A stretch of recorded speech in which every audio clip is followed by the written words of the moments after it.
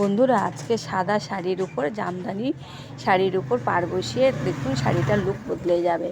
আর এখানে শাড়িটা নেওয়া হয়েছে, আর শাড়িটার কোনো পাড় ছিল না। আর এখানে লেস কিনে নেওয়া হয়েছিল, আর লেসটা ছিল 10 মিটার। আর লেসটা ছিল মানে খুবই সুন্দর দেখতে ছিল, রেড কালারের উপরে। আর প্রথমে শাড়িটা খুলে পায়ের দিক থেকে একদম 4 ইঞ্চি বাদ দিয়ে আর এখান থেকে মানে লেসটা বসাতে হবে।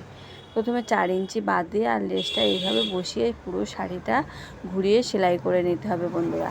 আর এইভাবে বসিয়ে মেশিনে সরু পাড় বসিয়ে নিচ্ছি। এই লেসটা বসিয়ে নেওয়ার পর দেখুন কতটা সুন্দর লাগছে। সাদা শাড়ির উপর তো লাল কালারের লেস, তো দারুণ ফুটছিল। আর এটা জামদানি শাড়ির উপরে লেসটা বসানো হচ্ছে। আর এইভাবে পুরো শাড়িটার লেসটা বসিয়ে নিচ্ছি। প্রথমে একটা সেলাই নিচ দিয়ে দিতে হবে, তারপর ওপর দিয়ে আর একটা সেলাই দিতে হবে।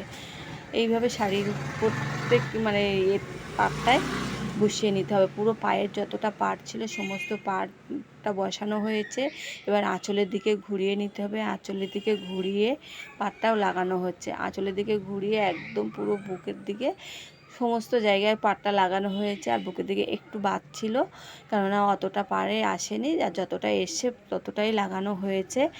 আর পাটটা লাগানোর পর কেমন হয়েছে বন্ধুরা দেখুন, শাড়ির পুরো লুকটা বদলে গেছে। আর যদি আমার ভিডিও ভালো লেগে থাকে তাহলে প্লিজ সাবস্ক্রাইব করে পাশে থাকবেন, আর কমেন্ট করতে ভুলবেন না। দেখুন বন্ধুরা, এখানে সেলাই করে নিচ্ছি। দেখুন পুরো শাড়িটাই সেলাই হয়ে গেছে। এবার দেখুন জামদানি শাড়িটা পুরো ন্যাড়ামুড়ো শাড়ি ছিল, আর শাড়িটার পাড় লাগানোর পর কতটা সুন্দর হয়ে গেছে দেখতে।